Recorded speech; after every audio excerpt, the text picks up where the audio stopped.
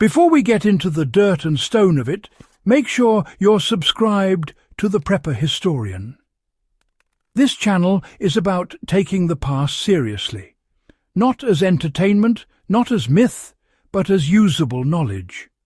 When you understand why entire cities end up buried beneath your feet, you start seeing the modern world differently. You start questioning floodplains, soil movement, abandoned infrastructure, even how long your own homestead would last if left unattended. Ancient ruins underground aren't mysteries in the supernatural sense. They are the predictable result of time, physics, climate, war, and human neglect. And once you grasp the mechanisms, you'll never walk across an empty field the same way again. Most ruins are buried because the ground level rises over time, not because cities sink. One of the biggest misconceptions is that ancient cities sank. In most cases, the opposite happened. The ground level rose around them. Soil accumulates gradually through wind-blown dust, decayed vegetation, collapsed mudbrick, animal activity, and flood deposits. Over centuries, this creates stratified layers that slowly entomb structures. In the ancient Near East, cities built from mudbrick required constant maintenance. When walls eroded, inhabitants often levelled the remains and rebuilt directly on top. This cycle repeated for generations. The result is what archaeologists call a tell, a mound formed entirely by accumulated human occupation.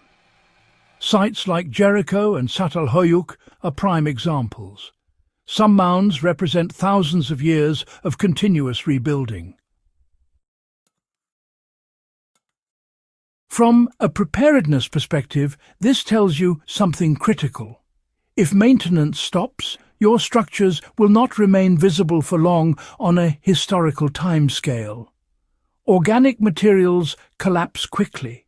Even stone buildings become obscured under vegetation and sediment within a few centuries.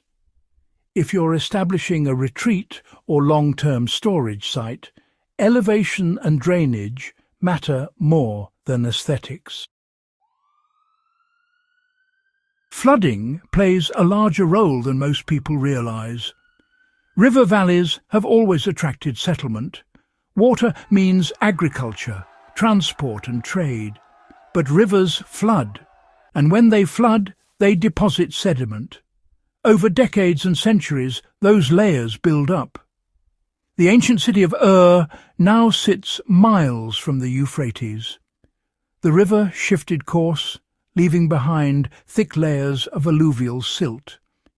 In Egypt, entire settlements along the Nile are buried under flood deposits. In parts of China's Yellow River Basin, flood sediment buried cities under meters of soil in a single catastrophic event. Floodplains are, dynamic systems. If you study old topographic maps, you can sometimes identify these subtle rises in terrain that, mark buried foundations. For survivalists and land buyers, this is really practical knowledge. If land has a long flood history, just assume sediment accumulation will continue. Build above known flood levels always. Study soil composition before investing heavily in permanent structures. What buried ancient cities, can bury modern ones too. Wind and desertification can honestly consume entire civilizations. In arid regions, wind is the primary burial mechanism. Sand migrates. When political instability or climate shifts lead to abandonment, maintenance just stops. Without people clearing streets and reinforcing walls, wind-blown sand begins to accumulate. Look at the Roman outposts in North Africa or the Silk Road cities like Nia and Lulan. Once trade routes collapsed and populations declined, dunes advanced. Structures were gradually swallowed. Desert encroachment is not, ancient history. It is ongoing in parts of the Sahel and Central Asia. If you operate or plan to homestead in semi-arid zones, vegetation management is honestly essential. Ground cover stabilizes soil. Once that cover disappears, wind erosion and deposition accelerate. Ancient ruins buried by sand are case studies in what happens when environmental management fails. War and deliberate destruction, they both contribute to the formation of burial layers. Not all burial is gradual, of course. War, in particular, creates sudden stratification. When cities are sacked, burned and demolished, debris layers can accumulate really rapidly. Collapsed masonry, ash and rubble, they create a whole new surface level. Just think of Jerusalem, Troy, or any number of Roman frontier forts. Each destruction event left behind a distinct layer. Rebuilding, more often than not, occurred directly on top of the destruction debris. Over centuries, repeated conflict raised the ground level significantly. For historians, destruction layers actually provide chronological anchors. For modern planners, though, the lesson is, rather sobering. Urban warfare, you see, reshapes terrain. Rubble becomes the new landscape. In times of prolonged instability, infrastructure doesn't simply decay, it transforms into layered debris fields. That has some pretty serious implications for evacuation routes, urban gardening, and of course, rebuilding logistics in post-conflict scenarios. Even without floods or war, time works steadily, almost relentlessly. Wood rots, roofs collapse. Once roofs fail, water infiltrates the walls. Freeze-thaw cycles, they break apart stone. Roots find their way into cracks. Termites and microbes, they dismantle organic materials bit by bit. In temperate climates, abandoned medieval villages disappeared into forest within just a few centuries. Today, aerial LiDAR scans reveal lost settlements beneath European woodlands that are completely invisible at ground level. The practical takeaway is, pretty straightforward. If you want something to endure, you really must account for water management and root intrusion.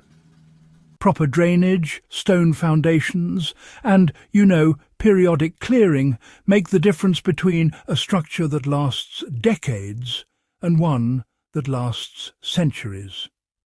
Ancient ruins underground are often the result of neglect more than catastrophe. Urban development quite often buries older cities beneath newer ones. In long-lived cities, burial is simply a byproduct of growth. Rome is the classic example, of course. The modern street level in parts of Rome sits several meters above the ancient Roman level. Medieval and Renaissance builders reused foundations, filled low areas, and built upward. Istanbul, Athens, and Mexico City follow similar patterns. When population density increases, leveling and infill become standard practice. Debris from one era becomes the foundation of the next. For serious researchers, this means, understanding stratigraphy is absolutely essential. Ground-penetrating radar, soil cores and historical mapping are not just academic luxuries. They are, in fact, tools to read a landscape. If you are assessing old property, particularly in historically active regions, subsurface anomalies may indicate earlier occupation. That affects everything from foundation stability to, legal restrictions. Catastrophic natural events, can bury cities almost instantly. Volcanic eruptions, landslides and earthquakes can entomb settlements in just a matter of hours. Pompeii and Herculaneum, of course, are the most famous cases, preserved under volcanic ash. In Central America, the Maya site of Serene was similarly sealed by eruption. Earthquakes can trigger slope collapse that buries villages, and tsunamis deposit thick sediment layers over coastal settlements. These events, while rare, are really quite instructive. Geological context matters, absolutely. If you are planning long-term habitation, it's wise to study seismic maps and volcanic history. Ancient burial by ash or mud serves as a reminder that certain landscapes carry latent risks that can easily outlast generations. What this means for historians and survivalists alike is, well, pretty profound. Ancient ruins are underground because the earth is not static. Soil moves, rivers shift, wind carries sand. Humans build, destroy and rebuild. Abandonment allows nature to reclaim and conceal. Over centuries, layers accumulate until yesterday becomes literally beneath our feet. For historians, this means the past is preserved in stratified sequences waiting to be read carefully. For preparedness-minded individuals, it reinforces the importance of terrain analysis, drainage planning, vegetation control, and historical land use research before committing resources to a location. When you look at a quiet field or a desert mound, consider the processes that may have shaped it. Study topography. Learn to read soil color changes. Examine local history for flood cycles and conflict patterns. The same forces that buried ancient cities are still active. If you found this valuable, subscribe to The Prepper Historian and share this with someone who takes history and preparedness seriously. The more we understand how the past was buried, the better we prepare for what the future might cover over.